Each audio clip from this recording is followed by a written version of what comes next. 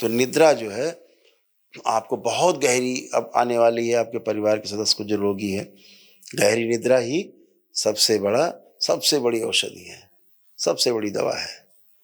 निद्रा आपको चार्ज कर दे, कितना भी आप काजू बादाम किशमिश और बड़ा 56 प्रकार का व्यंजन करो, लेकिन सोना तो पड़ेगा। ऊर्जा आप में रिचार्ज होते हैं आप सोने के बाद। आप चाहे कितना ताकतवर चीजें खा लीजिए, उससे आपको ऊर्जा नहीं कि आप ना सोएं, ऐसा नहीं, सोना तो पड़ेगा। तो निद्रा गहरी चाहिए तो गहरी निद्रा हो जाएगी। जो निद्रा नहीं आती थी, खूब गहरी निद्रा आएगी। अब माँ का चित्र अपने घर में रखो, जो बना हुआ है माता का विग्रह है, माँ महाकाली का एक फोटो है, बाबा माँ की लगी हुई है, बीच में माँ की एक फोटो है, माँ महाकाली की।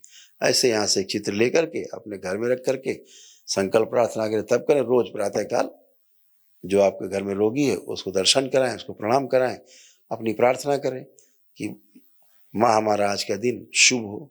रोज यही प्रार्थना करनी है कि माँ हमारा आज का दिन शुभ हो। ऐसे हर दिन शुभ होता जाएगा तो पूरा जीवन शुभ हो जाएगा। ऐसे प्रार्थना करके अपनी स्मृतियां हैं उनको नष्टीकरण करना है। दूसरा, एक बात ध्यान रखनी, भोजन।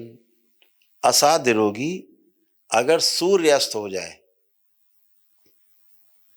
तो फिर चाहे जितनी भूख लगी हो, फिर भोजन नहीं करे। जितना भोजन करना है, जो भी करना है, सूर्य अस्त होने के 1 घंटे आधे घंटे पहले तक भोजन कर ले। इसके बाद फिर अगले दिन प्रातःकाल ही भोजन करे, और उस समय उसको बहुत कस के भूख लगेगी। आपको पता है भोजन करने का जो सबसे सही समय है वो प्रातःकाल 9 से 10 बजे के बीच में है। आयुर्वेद यही कहता है। आयुर्वेद के अनुसार जो उपवेद है हमारे वेदों का, उसके अनुसार सबसे सही समय प्रातःकाल 9 से 10 का ऐसा समय है कि आप कुछ भी खाओ भस्म हो जाएगा खा के। फिर बताया गया कि दोपहर बाद बहुत हल्का भोजन करना है। जो सुबह कर लिया खूब कस के, उसके बाद दोपहर बाद वाला भोजन हल्का करना है, और रात्रि में फिर नहीं करना है। वो सबसे नहीं करना है, मतलब नहीं करना है। ये एक औषधि है। तो जो दिन भर में आपके शरीर में आपने इकट्ठा किया है, रात भर में व्यवस्था कर लेता है शरीर, उसको पचा लेता है, आपके शरीर में रस धातुओं को पुष्ट करता है, और आपको आपकी इम्यूनिटी को बढ़ाता है, आपकी जीवनी शक्ति को बढ़ाता है, जीने की जो शक्ति है उसको बढ़ा देता है। ये आपको करना है। ये बहुत बड़ी औषधि है कि अगर हम सूर्यास्त के पश्चात फिर जल के अलावा फिर हम कुछ भी नहीं खाएंगे, तय कर लिया कुछ नहीं खाएंगे। ये जरूर इस बात को ध्यान रखें। अंकुरित अनाज का प्रयोग करें। अनाज को जैसे चना है या मोठ है या जो भी थोड़ी मेथी वगैरह जैसे लोग कर देते हैं, अंकुरित कर देते हैं, अंकुरित किया हुआ अनाज थोड़ा सा खाने की कोशिश करें। कम पचता हो तो डाल करके उसमें कढ़ाई में, और उसको ढक्कन से ढक करके हल्का सा पानी के छींटे दे करके हाफ बॉयल कर लिया तो आराम से कुचल जाएगा। वैसे ना खा सकते हो तो उसको पीस करके, हल्का बॉयल करके पीस करके, और उसकी रोटी बना करके उसी खिला दीजिए अंकुरित अनाज की। ये भी फायदा करेगा आपको। लेकिन कच्चा खा लेना सबसे ज्यादा फायदेमंद है अंकुरित होकर के। अगर मेवा वगैरह कोई खिलाएं तो पहले भिगो करके उसको पूरा 8-10 घंटे रखें, जल में भीग जाए, अंकुरित हो जाए, फिर से हरा हो जाए तो खाना चाहिए, तभी वो आपके शरीर में लगता है। इस बात को ध्यान रखो। दूध अगर गाय का ना हो, कौन सी गाय? देशी गाय, ये जर्सी गाय नहीं, देशी गाय का दूध अगर आपके पास नहीं है तो जो कैंसर के रोगी हैं दूध की तरफ देखें नहीं। जो कैंसर के रोगी, अगर गाय का, देसी गाय का दूध नहीं है तो, अगर देसी गाय का है तो बहुत सुंदर, लेकिन उसमें भी सावधानी रखनी है।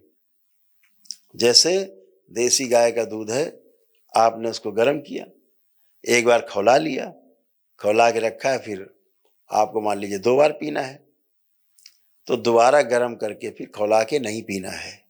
गुनगुना कर सकते हैं, लेकिन खौलाना नहीं है। क्यों नहीं खौलाना है?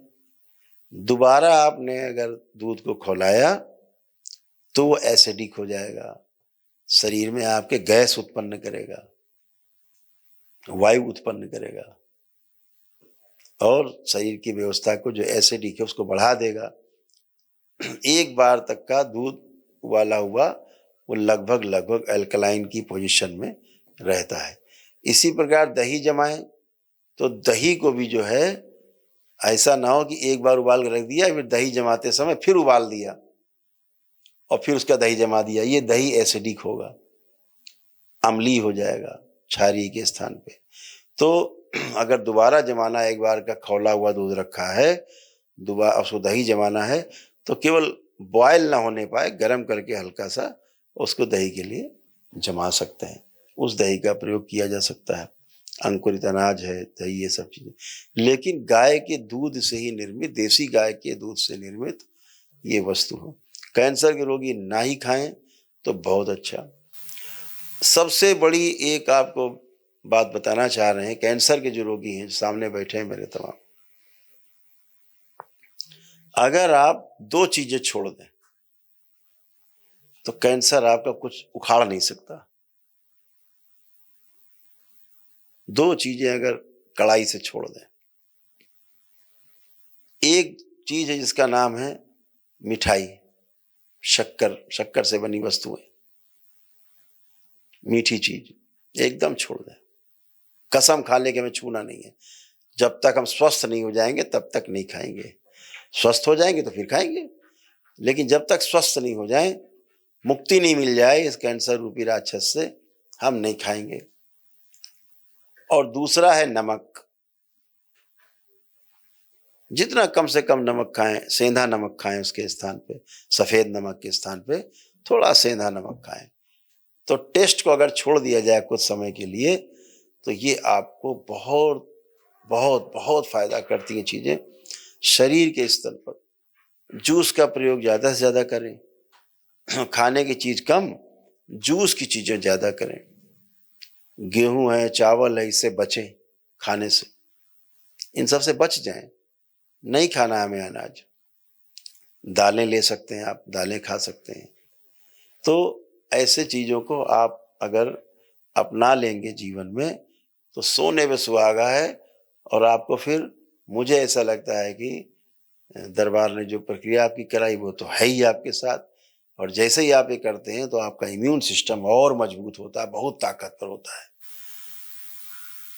तो ये सब आप कर सकते हैं, इस बात का विशेष ध्यान रखें। और